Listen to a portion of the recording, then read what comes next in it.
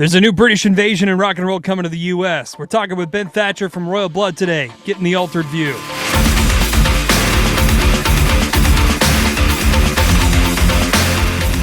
Hello, Ben. Hey, how you doing? I'm good, man. How are you doing? Not bad, thank you. Yeah, no worries, man. I appreciate, I know there's a hell of a time difference from the UK and Wichita, Kansas right now, so, thank you for taking time out of your afternoon.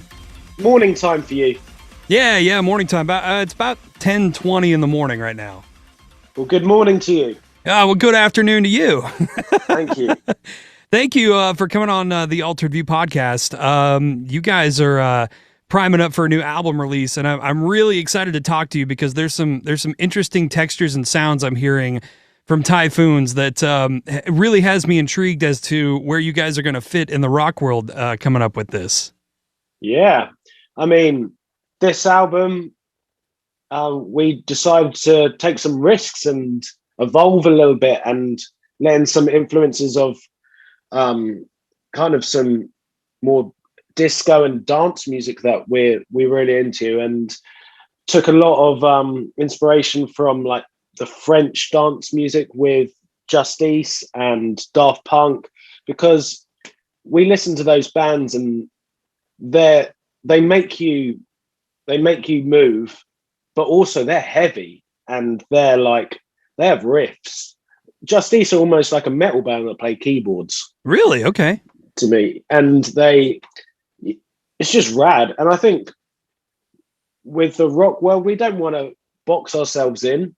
And I think with rock music nowadays, people are trying loads of different things. And we've done the two-piece rock, album with our first one, and then kind of try to shift things a little bit with the second one, but still keeping that core element of Royal Blood. And this one, we kind of just wanted to make music that felt energetic and inspiring to us. And I think we could always go back and write another classic Royal Blood record, but I think it's good to progress and evolve as a band and try new things, because why not? Right, absolutely. Well, let me ask you, on this podcast, one of the first things I like to ask is, kind of on a scale of 1 to 10, 1 being it's completely dead and 10 being, it's never been more alive, how healthy would you say the genre of rock and roll is right now? I think it's healthy. I mean, in the UK, there's been plenty of #1 albums, and I have friends in a metal band called The Architects, who are from Brighton, where I'm from, and they're really good friends of mine. And they've been a band probably 15 years or so now, and they've had 9 albums, and they've just had their first #1 album in the UK, which is unbelievable, and we're so stoked for them. But there's been like Foo's had a massive #1 record this year. You Me at 6, Bring Me the Horizon, all these bands that are heavy, and actually probably heavier than us, all of them. So yeah, I think rock, and I think there's a whole thing of rock music dying and all of this, and it's always been talked about, since the 70s, and it's never gone, and it will never go away, because why are we so obsessed with that as well? Like, we're never obsessed about jazz going away or reggae going away. I know that they're not commercially big, but you can go to a jazz club and hear some of the most amazing musicians and best music around if you want that. And I think you can always go to a rock club and go and see 80s like metal bands, but I think commercially is kind of what we're talking about, isn't it? And how we're fed music, and with the social media and the way we listen to music nowadays, it's become a lot more flash in the pan kind of songs, and pop music is pop music. It's popular, and it's catchy, and it gets your attention and it's quick, it's over, and you know, and these rap records and hip hop records, some of them are really inspiring to me, like Kendrick Lamar and Frank Ocean and people like that. But you can also get these rappers who are just shoveling out these tunes, like, and there's like mixtapes of it, like 100-track things, and it's a lot to consume, Right. you know.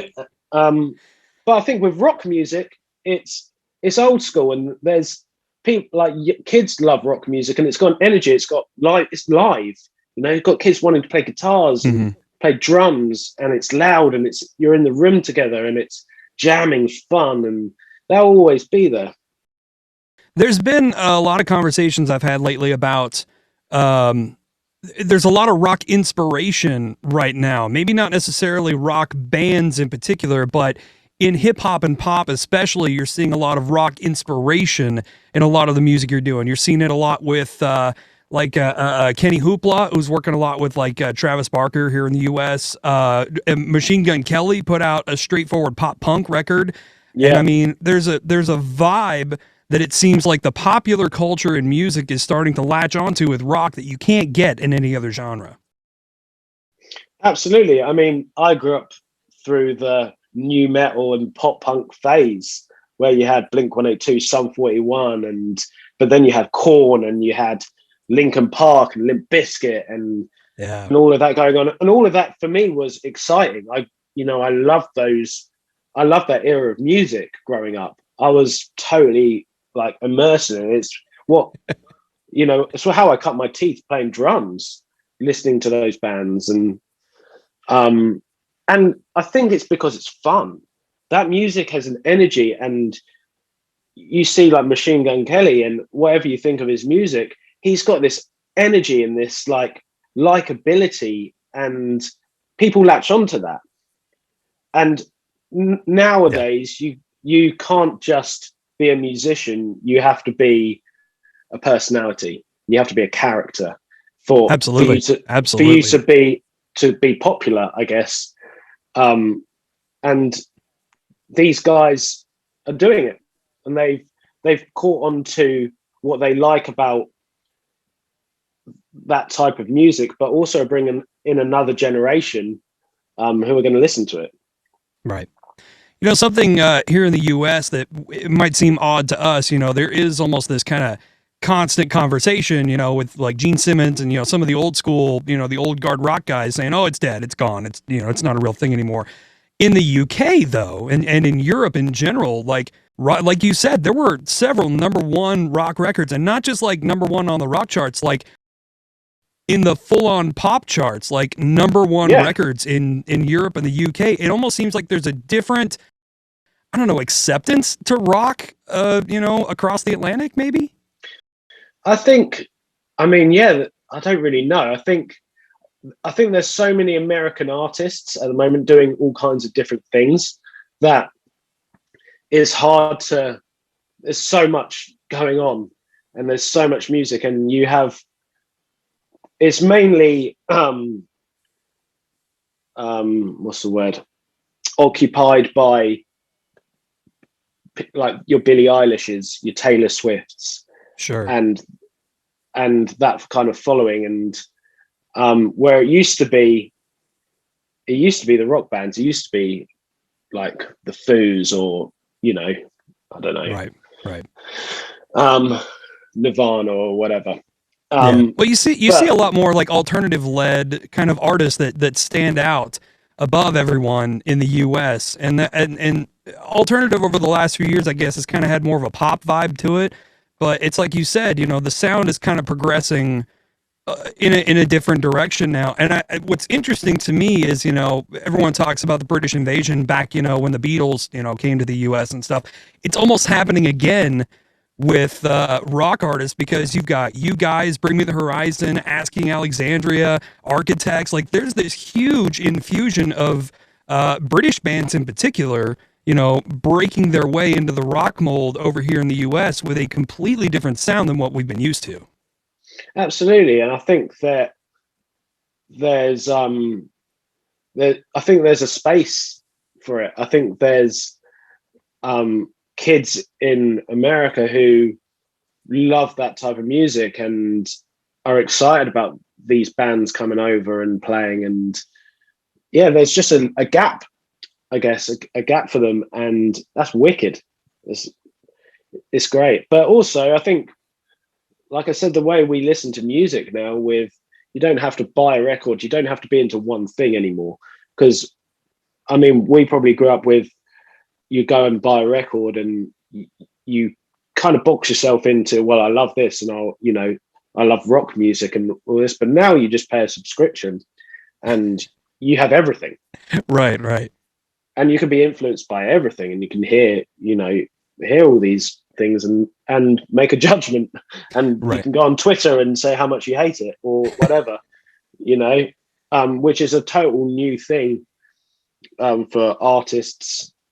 And also you get a lot of people collaborating now, and a lot of people supporting one another in the music industry, and sharing people's music instead of just your own album campaign. Right. It was kind of a unique thing in rock for a while. It was like bands every 2 or 3 albums would have like a feature from somebody on the record. It seems you brought it up. It seems like that's happening considerably more often in rock music, and I see that a lot. In hip hop especially, it's somebody featuring somebody, and now it seems like rock is kind of jumping into that as well.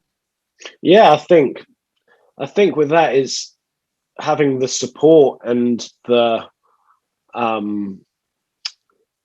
when you collab like that, you're also collaborating each other's fans, and absolutely. And so then all of a sudden you have someone who would normally listen to that kind of music listening to it because they're on it. I know Asking Alexandria in particular, they brought in some pop stars to be featured on their track. And that was an interesting thing for me, because it was like, how do you introduce metal to a pop crowd and get them to like it? Like it's hard for my brain, I guess, to understand how like a pop fan would be able to latch onto this. But I mean, everybody jumps genres at some point. I like that aspect of this. I mean, it seems like a natural progression, I guess. Absolutely. And I think with those things, it's either a risk of kind of selling out and being, or it's opening up someone to something new and being like, well, I actually like a few of these. I'm a metalhead, but I actually quite like this song by whoever, which is fine. But I think with this, it depends on why you're doing it. Like, we would only collaborate with someone if it was organic and it felt good. It felt like the right thing to do, because I mean, we've only ever collaborated with Run the Jewels on one track, and that was just because they're friends. And banger of a track, by the way, though, just unbelievably awesome. Yeah, it was just fun. It was just a day in the studio, and it was a song that they had already put on their record anyway, and so it's just a bit of fun. But I think when you're asking someone to be on the track just because you want their fans or something, it gets a little bit odd for me. Sure. Let's talk about Royal Blood in particular for a minute. You guys kind of came around in the early to mid 2010s, which was a really welcome surprise in rock, because we were kind of starting to get into this like static, stale sound in rock, in the US in particular. You guys were a very unique kind of texture that you offered to kind of broaden rock at the time. Yeah, I mean, we were making this music in 2013, and we were just coming up with these songs because we love playing music together, and it was unique because it was just Mike and I. We had been in bands before with a guitarist and other people, and band practices just got easier because Mike he learned how to do the bass and the guitar at the same time and came up with this wicked sound. And then we just focused in on songwriting and the dynamics between us, and that's how we progressed. And I think we came at a time where there wasn't many people doing what we were doing. Yeah, absolutely. And it was a unique thing too when you came around, because we just lost the White Stripes. They had broken up, so like the whole two person band thing was still kind of like, oh, who's gonna fill that void? Which I don't know why we need to fill that void necessarily, Yeah. but it was kind of cool to have this wall of sound coming from two guys again. Yeah, I mean that's what initially attracted everyone to us. I think it was being overwhelmed with what was coming out of the speakers, and but for us it was unusual because we were just like, we didn't see what the fuss was about because we were like, well, we're just playing in our mate's garage, Sure. and it sounds wicked, and that's all we care about. And then all of a sudden it's like, how do you guys do it? How do you sound so big, and how does it sound so loud? And I was like, well, I could plug a recorder into an amp and really go on that, and it could be really loud. If like, it's not about how loud it is, Yeah. it's how we kind of work together in Right. our songwriting, and how we can make these things sound really powerful. But they're only going to sound powerful if the bit before is doing something different. And it's about those elements and intertwining what we do together. You kind of brought this subject up a little bit ago. Since your first EP, your sound has expanded quite a bit. That EP, and then the first record, How Did We Get So Dark? You kind of filled out the sound even a little bit there. Now we're hearing some of the stuff off of Typhoons, and you even brought it up. It's almost like a dance kind of disco vibe to it, which is different from what you started with, but there's still a very distinct Royal Blood sound to it. Absolutely. I think with the first record, we were driven by the sound of Mike's bass, and it was we were into quite bluesy rock, and that's kind of what was coming out, and it was like sloppy and heavy, and then the next record, I mean, with that first record as well, we had set ourselves boundaries. It was like, we're only putting bass guitar, drums and vocal, like that is it, and a couple of shakers or tambourines or whatever. And then with the second one, well, I mean, Right. in the studio, having that boundary when you've got keyboards and everything, and you can add anything, it's a different thing. But then the second one, we decided to use the studio a little bit more, and the second record was difficult to write because we had so much success on the first one, and it was almost Right. expected to do the same but slightly different, but be better. And we'd just been on tour and didn't know how to write a second record. And so that pressure gets onto you, and you're like, well, we want to progress, but we also don't want to lose the magic in the first record and what we do. And I think we balanced it quite well, because without that second record and doing that, we wouldn't have progressed to this third one, which was kind of like the first one again for us. We're like, let's take some risks, and let's do something a little bit different here. And it was way more fun to write. And these songs, like you say, they still have this Royal Blood. You could still tell it's a Royal Blood song. It's like Mike's riffs are so Right. unique, and so it's him. But I guess the drums on this are a little less rocky and more four to the floor dance, but they're still heavy. The drum sound on this new record is way bigger than the other ones. It's just used differently. Well, and you kind of mentioned that kind of disco dance sound, and I brought it up a second ago. Like, I don't know how to perceive it, but I know like there's some added elements and stuff, and I'm curious. There's very clearly some sampling and some other stuff in there as well. Like when you add that stuff into a group that is just two guys, and I'm sure you have some touring musicians that go with you as well. Like, do you worry about when you put that stuff into the studio recordings about being able to recreate it in a live setting? Absolutely. That was our kind of the rule on the first two records for us. It was like, we're a live band. We like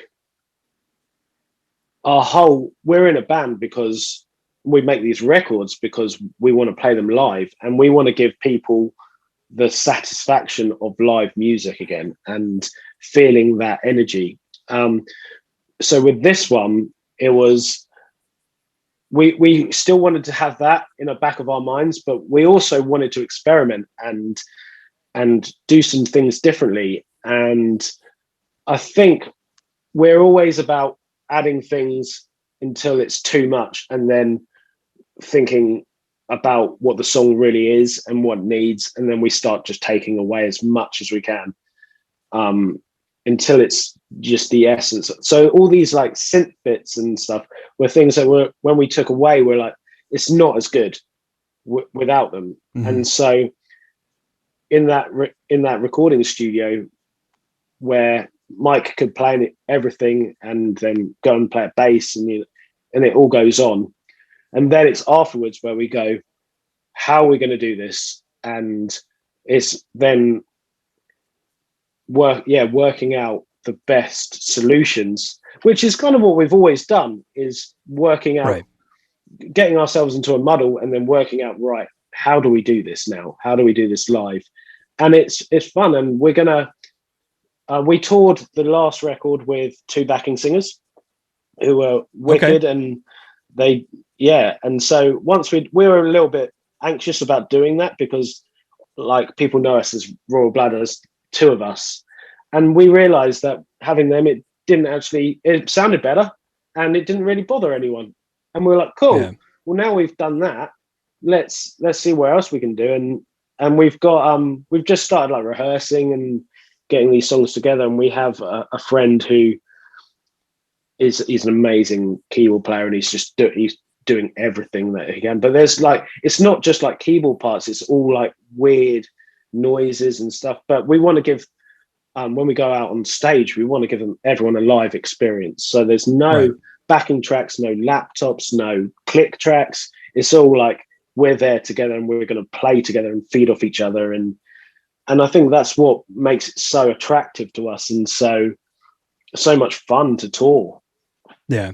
When you guys do, have your live shows, people have this perception of like, oh, 2 guys on stage, how exciting can that be? I have seen you guys perform live, and you come off much larger than life on stage. So I'll throw that out there.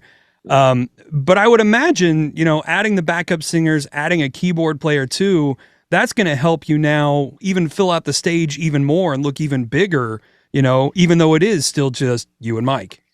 Yeah, I think these guys on stage that we're having, it's really nice to have other people on stage to feed off of. And, when you do something really cool on the drums, I look over to them and they're like, look out, because it's like that experience for us. Or like, even if you mess up and you've done like, and you're like, oh gosh, and you look over and they're like laughing, like it's such a nice feeling. With Mike, obviously me and Mike are right at the front of stage together. It's like, but with Mike, he's got so much to do. It's hard for him to leave the microphone because he has his pedals that are changing. Like he's doing all the sounds.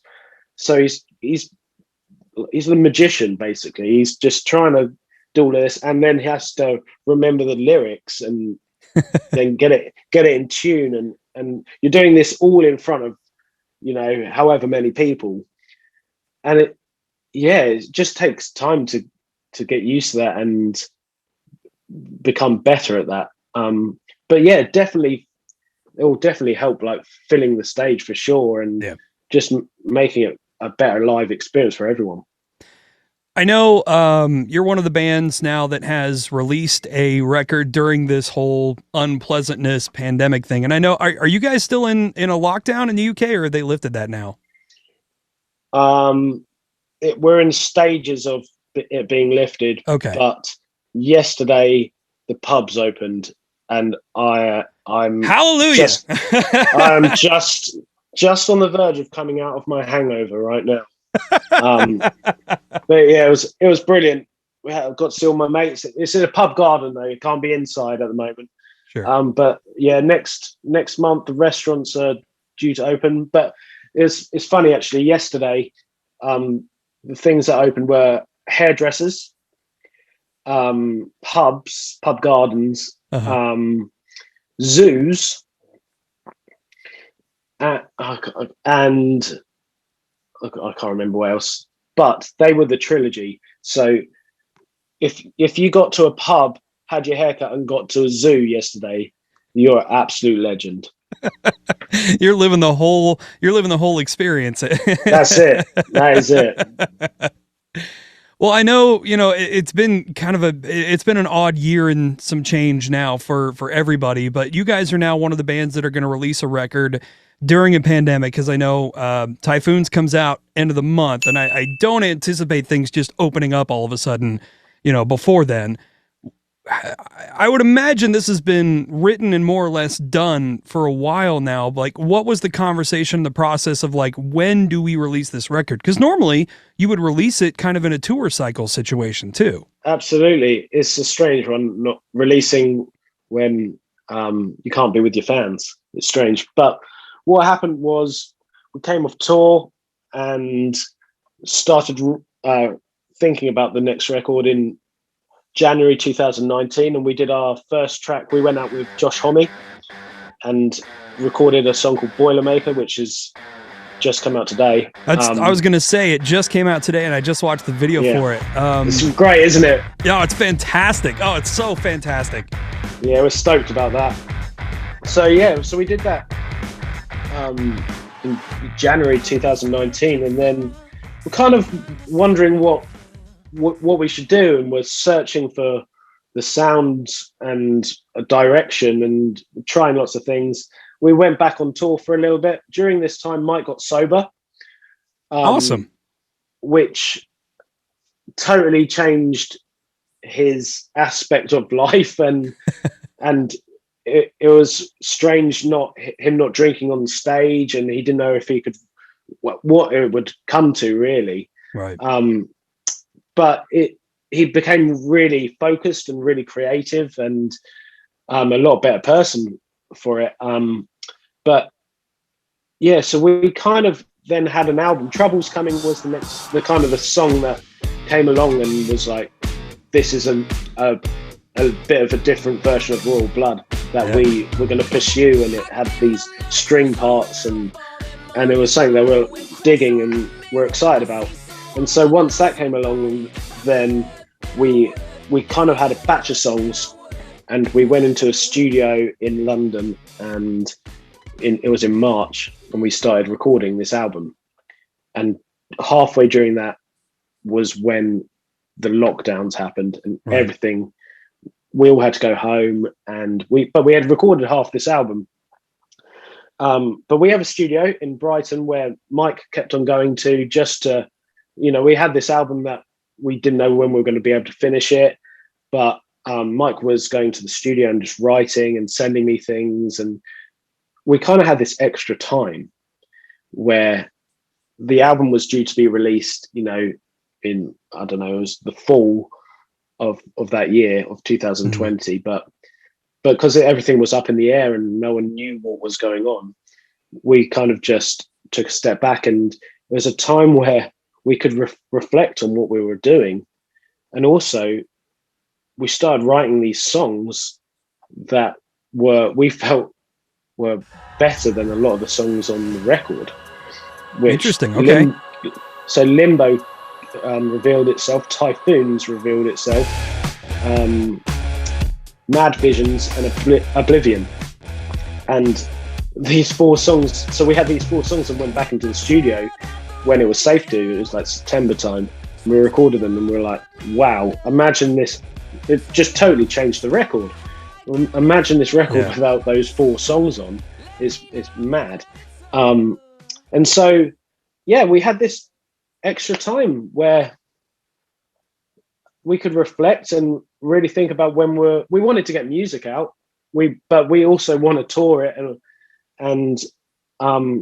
but just doing that process pushed things back again naturally without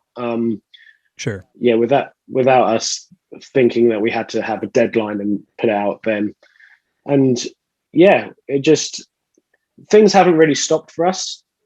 We've just kind of carried on doing like videos and bits for this record, but doing it in a different way, obviously being in lockdown.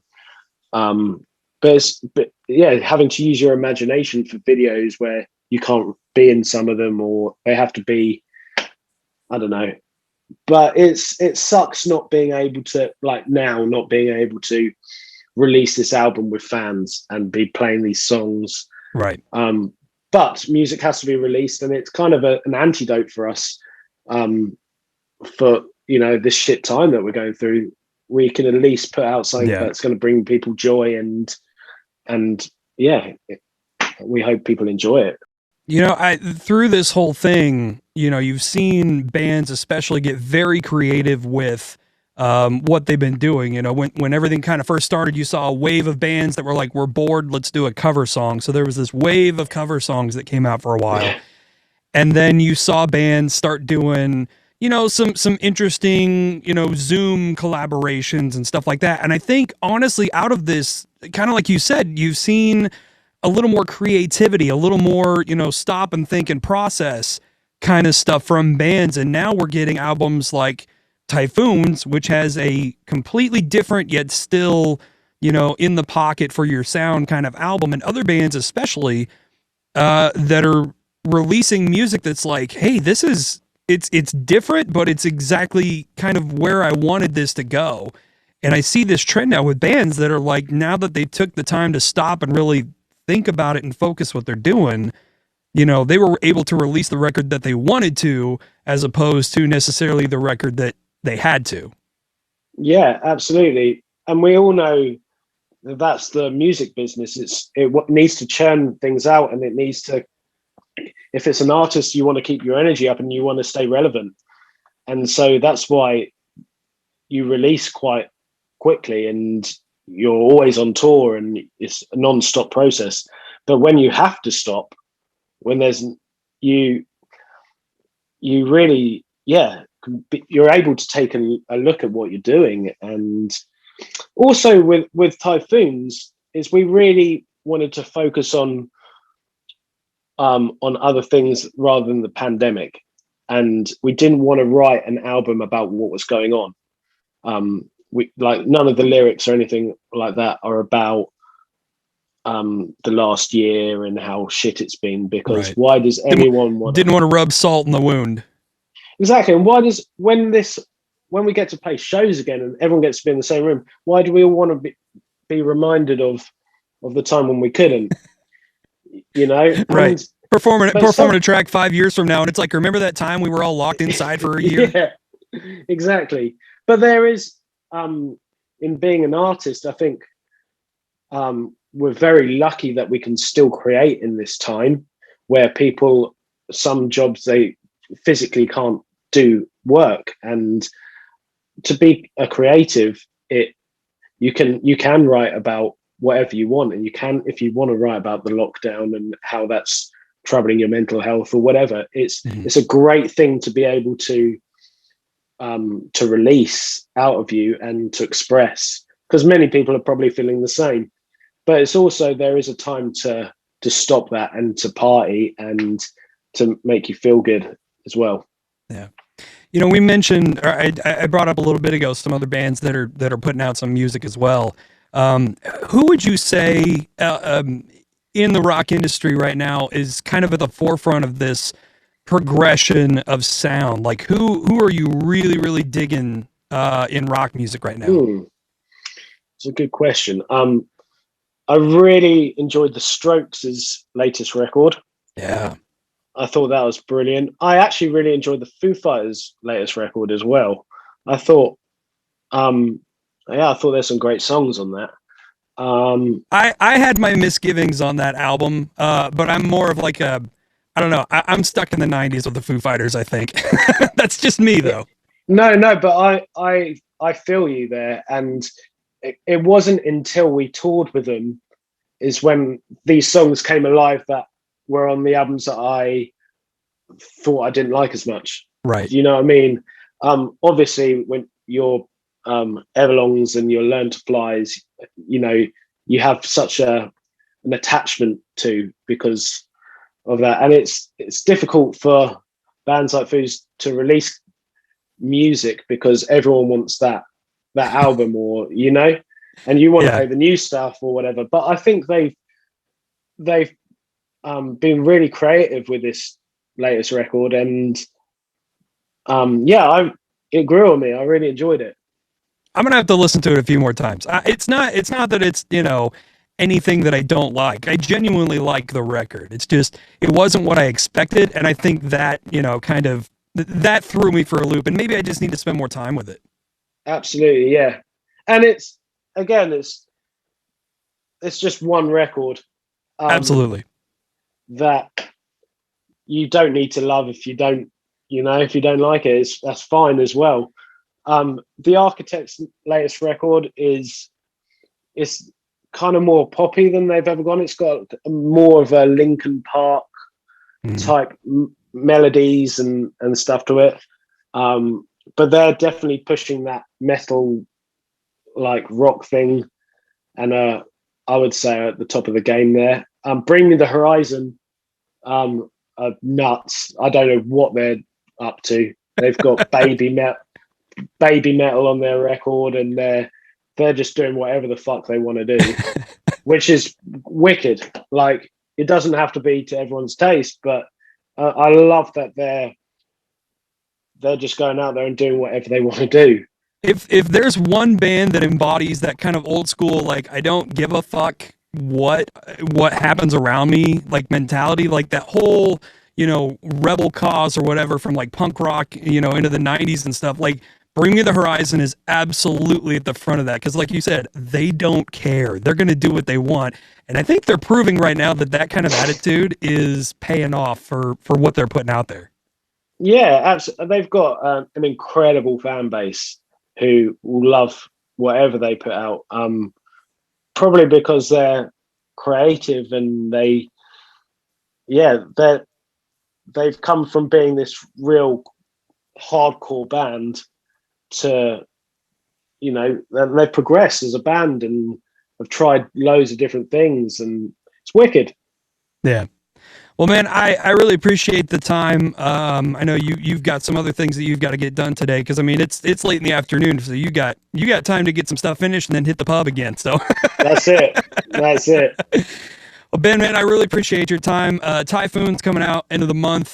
Very excited to hear everything on this front to back, because everything I've heard so far, I love it. Trouble's Coming is still in our library. I think it came out in September. We're still playing it because it is just an awesome song. Typhoon's out there right now, and then Boilermaker coming out just now too with Josh Homme. Just real quick, how was it working with Josh on that? Amazing. We got to tour with him and got to know him really well and became a real dear friend. And then Mike went out and did Desert Sessions with him. Oh yeah, okay.